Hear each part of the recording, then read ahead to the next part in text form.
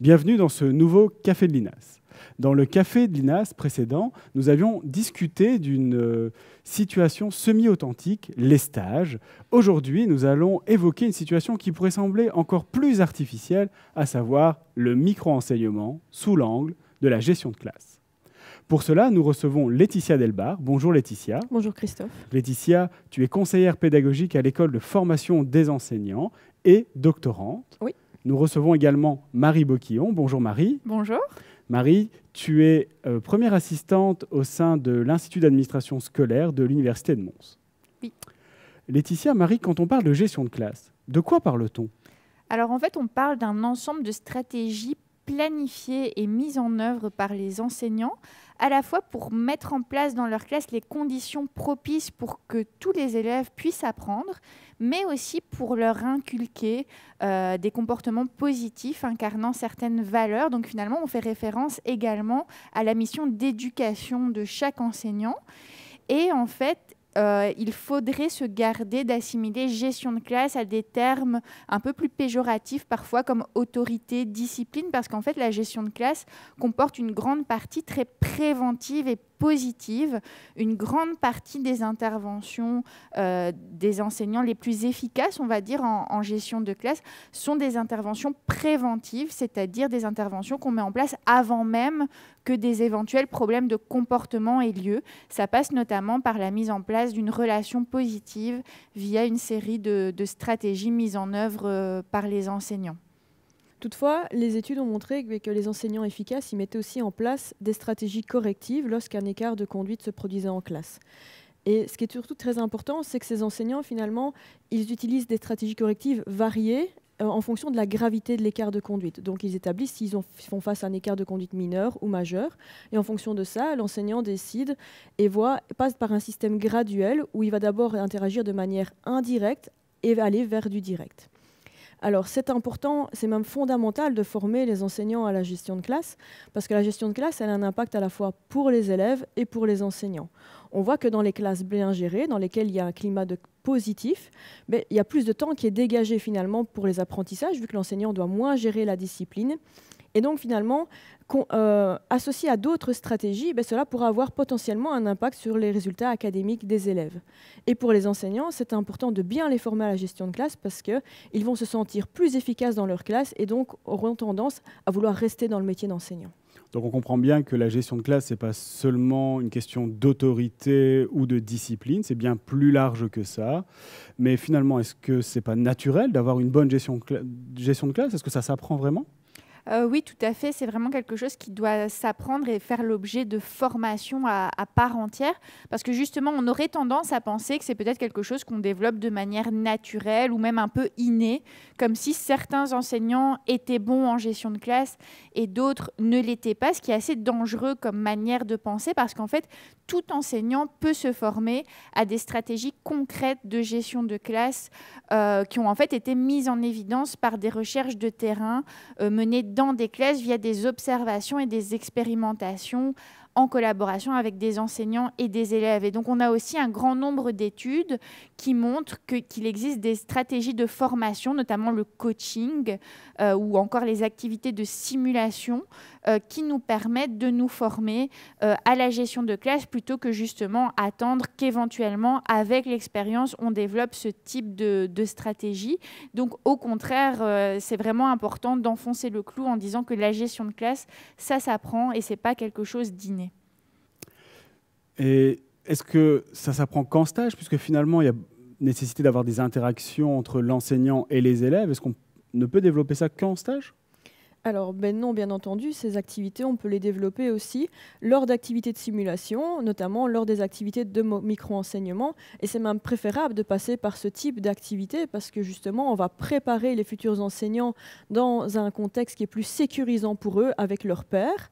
Donc pour eux, ça va être aussi plus facile de travailler à ces stratégies. Et aussi, on est dans l'optique que finalement, les élèves dans les écoles primaires, maternelles, secondaires ne sont pas des Kobe. Donc finalement, il est important donc de former les enseignants avant qu'ils se rendent sur le terrain, parce que voilà, ils vont être faire face à une multitude de choses à gérer. Et donc c'est important de pouvoir travailler avec eux avant sur des stratégies efficaces. Et quels sont les grands résultats de vos recherches qui portent sur l'agrégation de l'enseignement secondaire supérieur, en sachant que c'est une formation très courte de 300 heures comprenant les stages qui pourra évaluer dans le cadre de la réforme?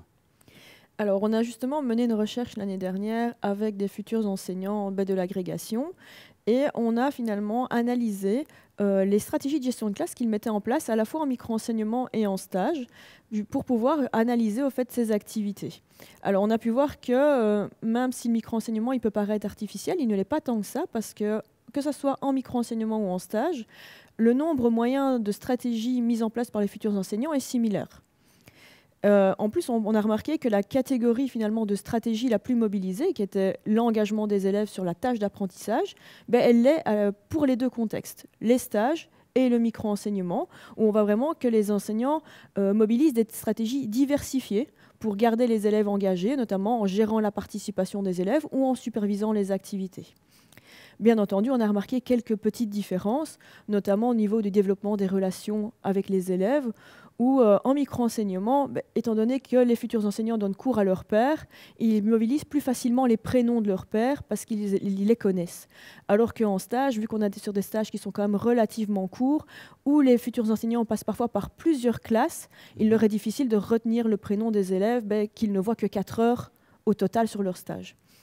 Et on a aussi remarqué qu'au niveau des ressources, c'était plus facilement géré en micro-enseignement qu'en stage. Et qu'est-ce qu'on appelle par ressources? Alors, la gestion des ressources, c'est par exemple la gestion du temps. La gestion du temps, les consignes qui sont données aux élèves pour, par exemple, réaliser une activité.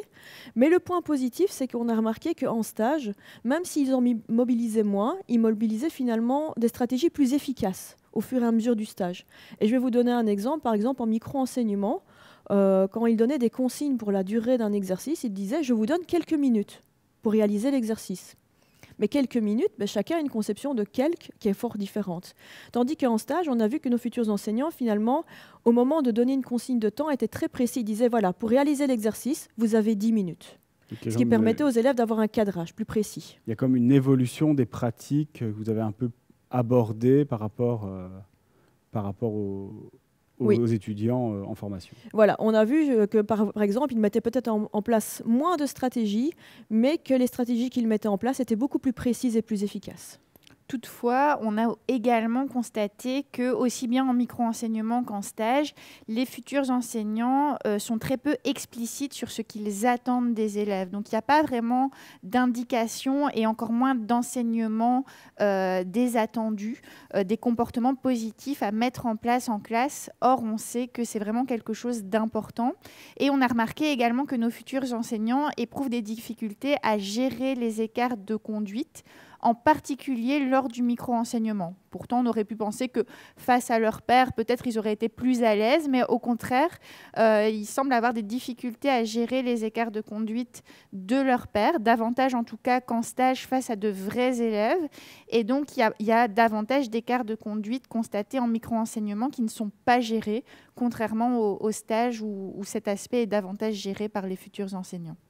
Mais donc, ce micro-enseignement, est-ce que c'est vraiment artificiel? Est-ce qu'il y a une part d'authentique? Quelle est sa part pour la formation des enseignants? Eh bien, justement, les résultats de nos recherches montrent que ce n'est pas si artificiel que ça. Donc ça, on trouve ça assez intéressant comme résultat. Notamment dans le cadre de nos 2 thèses, on est arrivé à des résultats assez convergents sur le sujet.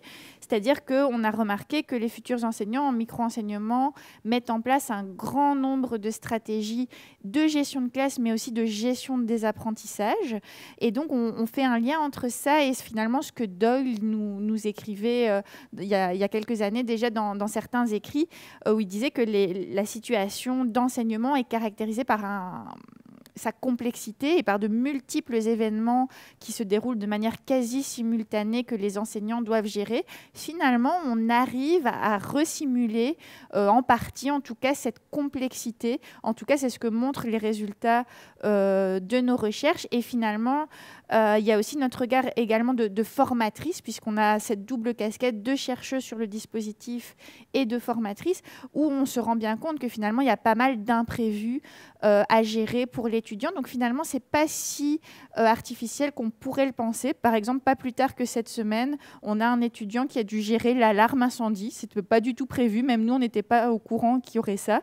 Et donc, il a dû gérer la sortie de ses élèves en rang, comme on le ferait dans une vraie école secondaire. Oui, donc il y a aussi tous des facteurs externes et comme tu l'évoquais, il peut y avoir aussi des écarts de conduite qui sont à gérer même dans ce micro-enseignement. Oui, et en plus, on peut voir que les étudiants prennent leur rôle d'élève à cœur. Donc finalement, ils ne sont pas dans une relation de pair à pair. On voit vraiment qu'au moment du micro-enseignement, les futurs enseignants qui ont le rôle d'élève jouent réellement le rôle d'élève. Et on peut le voir notamment, car dans les recherches qu'on a fait, on a pu justement regarder aux écarts de conduite qui étaient mis en place par les élèves, les faux élèves, comme on les appelle en micro-enseignement. Et voilà, ces écarts de conduite sont bien notés en micro-enseignement et les élèves participent aussi de manière généralement spontanée, comme on peut le voir dans les classes secondaires. Bien. Et si vous deviez synthétiser, quelles sont les pistes pour améliorer la formation des enseignants que vous pouvez formuler à partir de vos travaux de recherche ?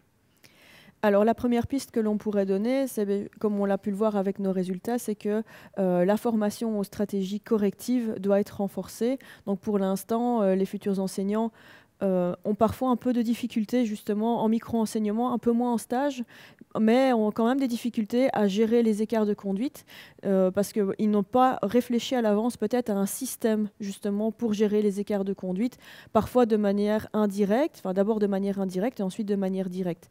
Et on a pu noter par exemple qu'ils passaient peut-être un peu trop souvent par des réprimandes verbales qui permettent d'arrêter le comportement mais qui ne permettent pas d'enseigner le comportement attendu.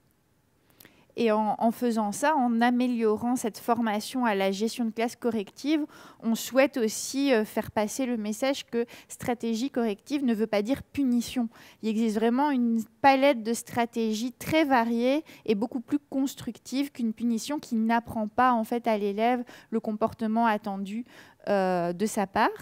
Une autre piste qui ressort de nos résultats pour améliorer la formation des enseignants est de les former davantage à l'établissement et à la communication des règles dans leur classe ou encore des comportements positifs qui incarnent certaines valeurs qu'ils pourraient enseigner aux élèves. Et idéalement, il faut même aller au-delà d'établir et de communiquer les règles. Il faut les enseigner, c'est-à-dire les montrer aux élèves comment on met en place certains comportements et les aider à pratiquer ce comportement positif. On fait référence notamment ici à ce qu'on appelle l'enseignement explicite des comportements, qui est vraiment une stratégie très positive pour permettre aux élèves d'acquérir des comportements intéressants pour la vie à l'école et même la vie dans la société.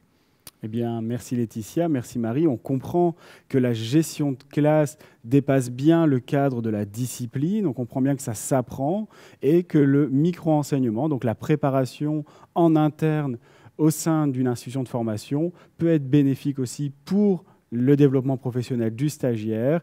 Et lorsqu'il arrive en stage, on observe qu'il arrive à mettre un ensemble de stratégies qui sont le plus souvent positives, qui sont plutôt le plus souvent préventives que correctives, même si celles-ci sont aussi nécessaires. Vous retrouverez sous cette vidéo différents liens qui renvoient vers des articles sur le sujet.